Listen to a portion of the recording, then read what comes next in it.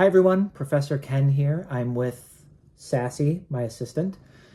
I want to talk, I really didn't want to do this, but it's been on my mind for like 2 days now. I really want to talk about, I didn't really want to talk about this at first, but the more I've been thinking about it, the more I really think like this is a great learning experience. I want to talk about this obsession among certain people that just because certain types of entertainment don't present the apocalypse or the post-apocalypse in a specific way, that somehow they're wrong. And I'm going to focus specifically on a famous right-winger named Tim Pool recently made the argument that The Last of Us isn't really a good example of apocalyptic fiction because there wouldn't be a lot of gay people in an apocalyptic situation, and apparently in his mind that if there was an apocalypse, women would be forcibly inseminated and all this.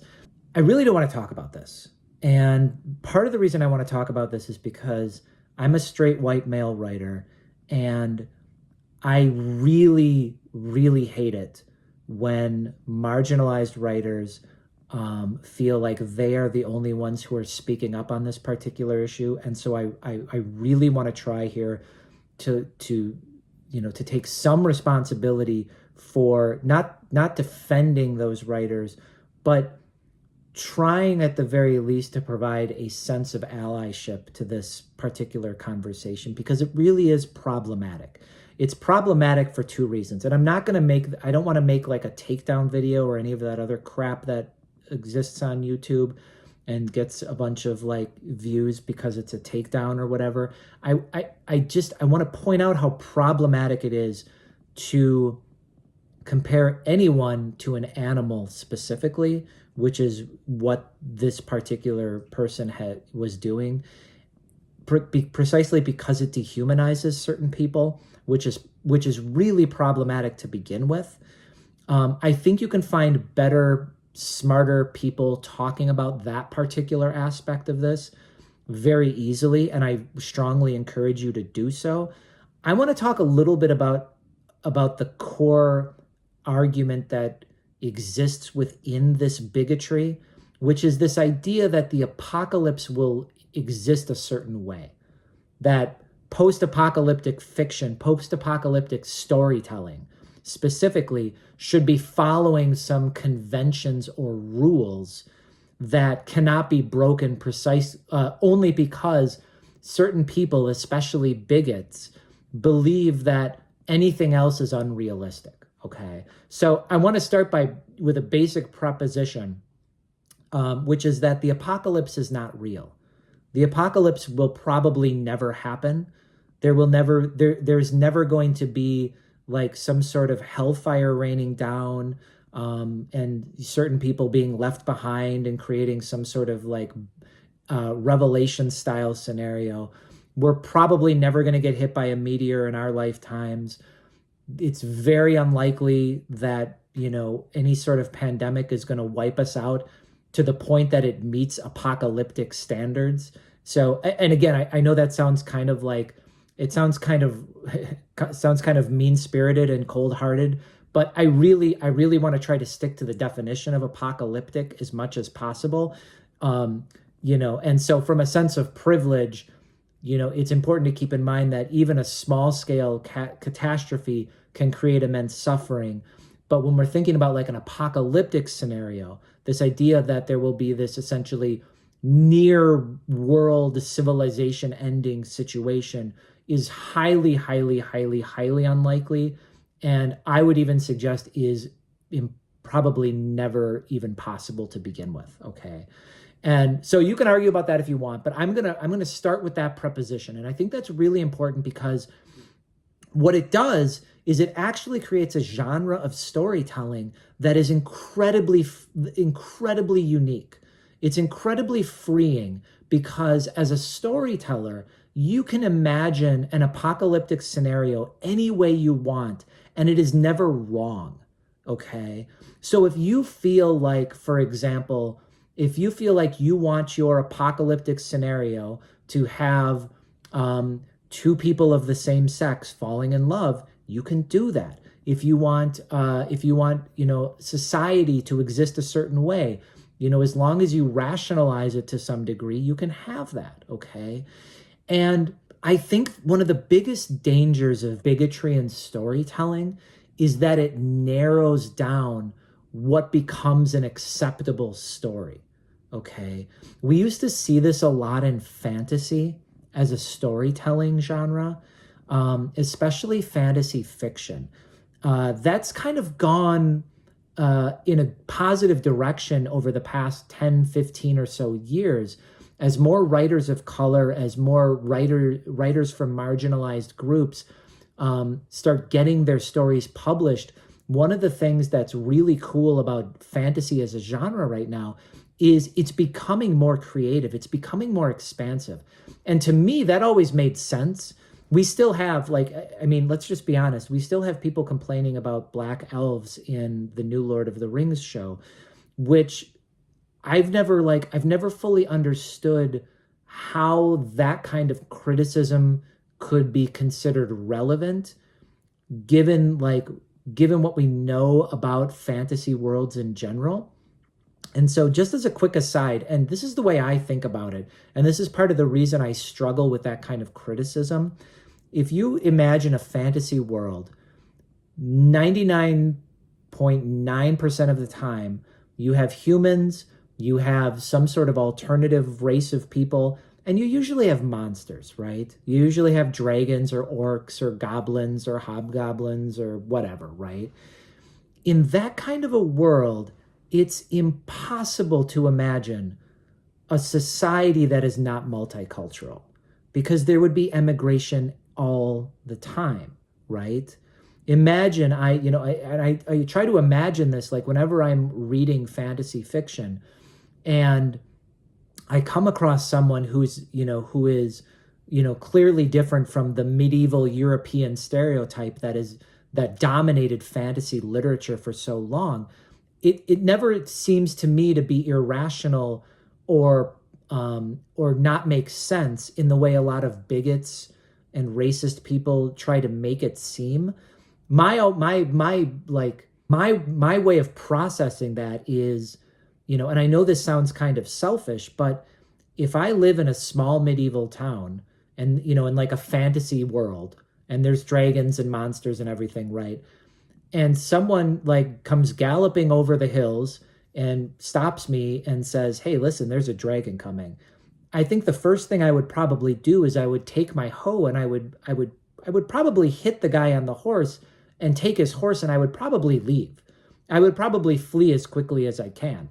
And I think that's probably, some of you might actually save your families. Some of you might grab your wife and kids or your husband and kids or whatever, whatever family dynamic you have. You might grab all of your loved ones and you might leave that area.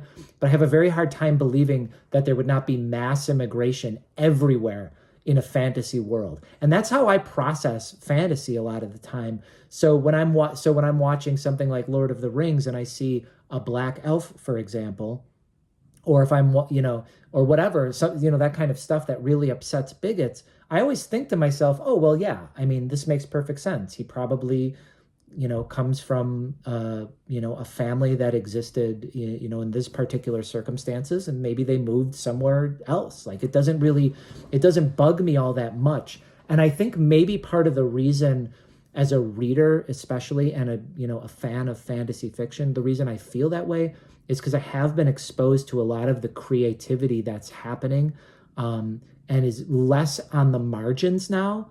And what this is doing to fantasy as a genre is it's taking what was originally this really narrow, refined idea of what fantasy as a genre could be, and it's expanding it outward, right? I think I became really obsessed with The Haunting of Tramcar 5 as a good example of this, where, I just imagining Cairo in this otherworldly situation where there's djinns and there's magic. It just really opened my eyes, and I cannot stress enough how amazing that author is. So going back to apocalyptic fiction, I think there's even more opportunity to express yourself as a writer with apocalyptic fiction. Once you realize that the apocalypse isn't a real thing that will ever happen, you are completely free to design your own rules, design your own rationale.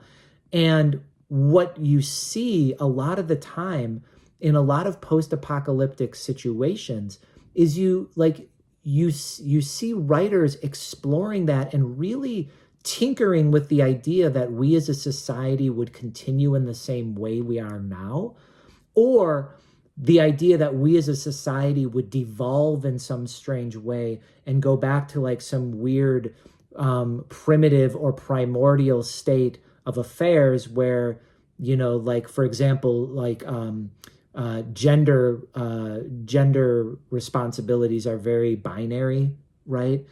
And I think this is one of the biggest things as a writer I really want to emphasize to you is, like, you should go out and read fiction from, marginalized writers. You should go out and read fiction, especially apocalyptic fiction, from writers who are challenging what I think actually is more like the status quo, which is this idea that, the apocalypse is somehow going to automatically bring in a version of The Handmaid's Tale, which sort of, fights back against that idea that gender roles would become binary and everybody would accept them anyway.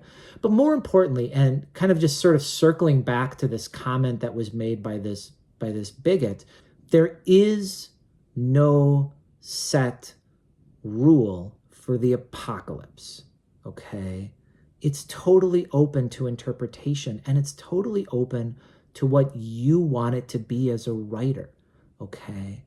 And so when this kind of stuff becomes mainstreamed, when this kind of stuff sort of like gets a foothold, I think what it does, and what I worry that it does, is I worry that there are would-be writers, there are beginning writers out there who come from a marginalized group, who don't adhere to this idea of, traditional gender roles, who don't, who have an idea about what a new society could look like in a post-apocalyptic world, or have an idea for a story in a post-apocalyptic world that they've never seen on TV, that they've never seen in a movie, that they've never read about. And when this kind of bigotry becomes sustained in our culture, it only serves to narrow down what is considered acceptable, right? And then what we end up with is a lot of very generic junk that just doesn't advance, the genre, right? And if you want a perfect example of this, look at superhero movies.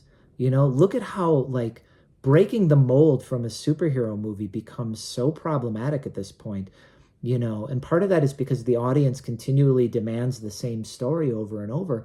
But part of that is because our concept of a superhero movie has, over the past 10 years or so, really become narrowed down to the point that even the interesting stuff that exists sort of on the margins, that kind of challenges that traditional superhero story, still has the same pitfalls as a lot of the bigger budget generic stuff too.